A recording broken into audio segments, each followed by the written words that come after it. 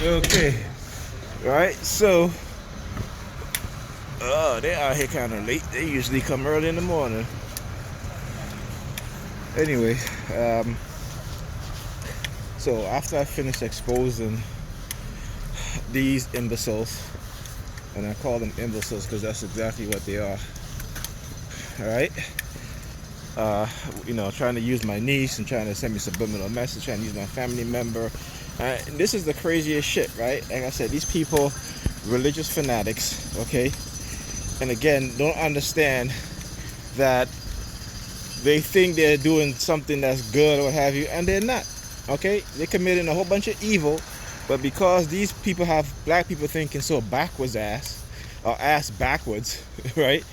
They think that participating in this shit is somehow going to be beneficial to them, right? Meanwhile, their family's in disarray, right? They're dysfunctional as AF, okay?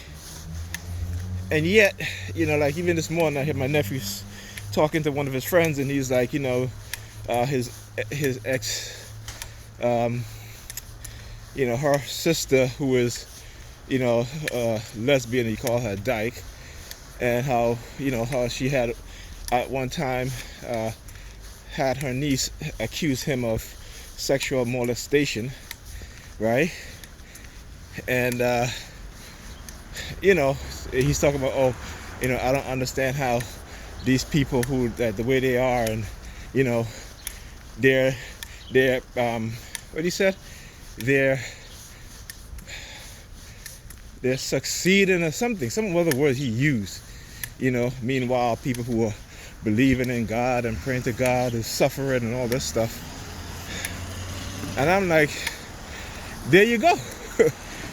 I'm like, there you go. If you don't if you say that, but yet still believe in this, idiotic dogma, this Christian bullshit. Look, another guy, see, holding his glasses in his hand, just like last night. Look at him. They know. Just like last night at the bus stop with the two guys, they were waiting for me, and then they see me and they, one of them took off his glasses and holding his hands, walking towards me. See, again, the repeated shit. Like I said, it don't stop, and that's why I immediately start recording when I leave my building, because I know it ain't gonna stop, right? And I know I can get the patterns of what it is that they're doing, right? These are a series of patterns. Like I said, when you're being conditioned, in those sort of ways, you gotta look at the patterns, right? Because it is done with patterns, right?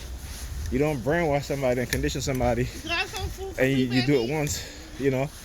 It's a repeated process, right? And so all you got to do is start recognizing the pattern, and all you need as a TI is to see whatever new kind of conditioning they're trying to do to you, is if it happens 2 or 3 times in a row. And the reason why I say 2 or 3 times is because, I could say 3 times, but no. If you're a TI and you see it repeatedly, one after the next, that second time you better be aware, right, to that new form of conditioning. And that way, once you become aware of it, it makes it harder for them to do it, particularly if you understand what's going on, if you understand that you're being psychologically conditioned. All right, so this is what they do. So anyway, I got up this morning and came up my bedroom, and my niece, not my grandniece, my nephew's daughter, the same one they're trying to use, the teenage one. Okay, so look at him. Look at him. Now look at this. Look at all these cars, right? Look at how they park, and look at how this car parked on the sidewalk, right? And what's the license plate number? JPM 1032. And look at this guy right here. They have him. He's there to see my reaction, right? So you see, look at all these cars. All these cars parked. This car parked on the sidewalk, right? JPM 1032. Again, trying to use the number 32. Over the years, those of you who watch my video understand that they've been trying to use that number, right? And that number acts as a trigger to whatever they put into my subconscious, which, again, I have to constantly attach it to new anchors. Okay, now here he comes. Oh, he gonna close up his jacket. He sees me coming, close up his jacket. Look at him. Look at him, close up, pinching his jacket. They can't help it. They're homos. They're touching all over themselves when they see a man come in. Bunch of homos.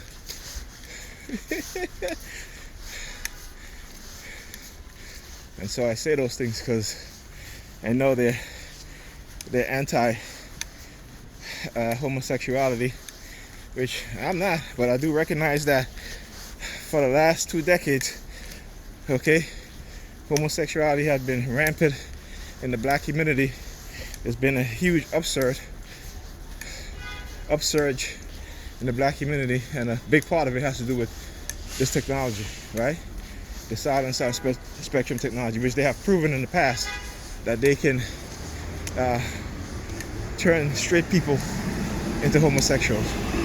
And I say homosexuals, that includes lesbianism also, right? As well as male homosexuality. So yeah, you know, and I'm not disputing the fact that some people are born that way. But again, when it becomes a popularized thing, when it becomes something that's based on childhood trauma with the opposite sex or even the same sex,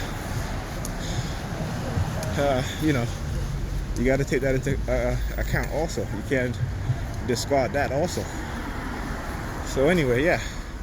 So like I said, so my grandniece this morning, I'm walking. I had to go and put a new fan in my computer because my CPU fan, you know, something was wrong with it, so it wasn't spinning as fast enough.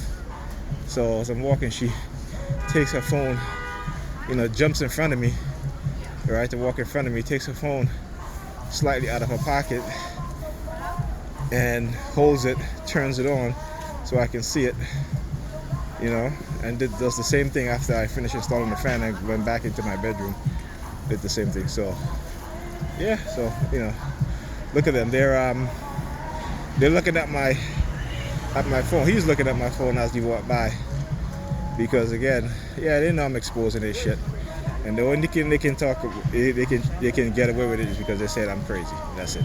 You know, which is okay. It's fine. You know, because what that shows is that they know what they're doing is wrong, and they're afraid of the repercussion. They're afraid of being held accountable, and so that's why they use the psychiatric labeling as a way to escape, you know, any sort of accountability by placing it all on the victims, by saying the victims is crazy and all this stuff, right? So, you know, we know what they're doing.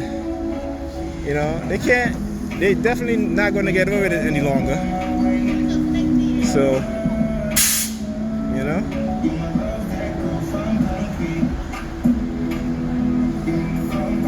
yeah, so they, you know, like I said, they've been relatively, not like I said, but walking to the train station, to the bus stop, I should say. You know, they've been very slight with their targeting. Very, very slight with their targeting. Look at them. Very, very slight. Right? Alright, and with all these hand signals they're doing.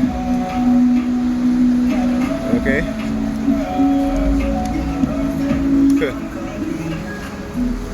Yep.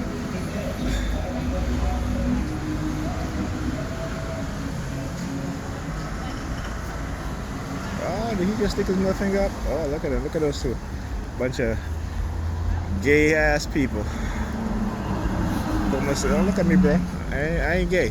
You might be gay, but I'm not. Don't look at me.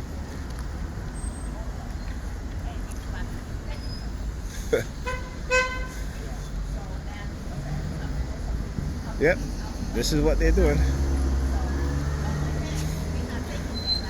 And they come out as soon as this girl right here in the locks. And she comes over here and stands up over here. Right? This is what they're doing. And the reason why, you see, look at the jeans that she has on. Right? What they used to do is target me using labels. So like Levi's labels, the symbol of Levi's, it's like a V, right? So they would always use people wearing Levi's, particularly men.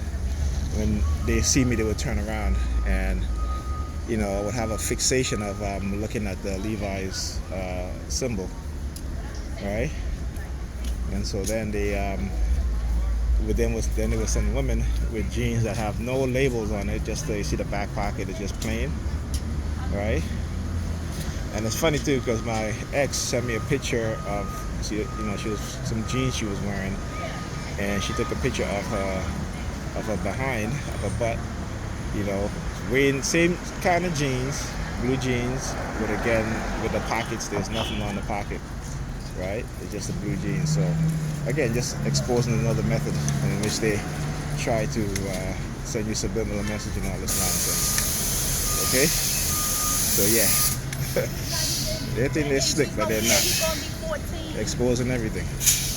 All you gotta do is look at when I come, look at their hand movement. They're always very animated with their hands. Right? Men as well as women. I mean, I can understand women, but men, come on.